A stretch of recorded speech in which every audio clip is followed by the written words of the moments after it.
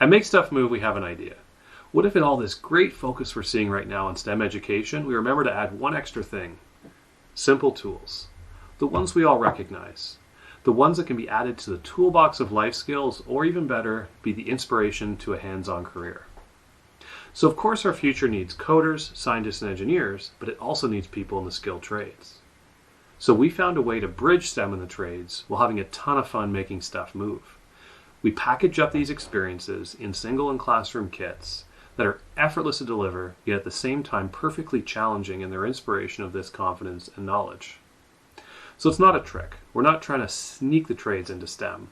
What we're trying to do is shed a little bit more light on the fact that even in this high-tech future we're moving towards, these hands-on skills will always be relevant. I'm Dan Kitchen, and I'm the co-founder of Make Stuff Move.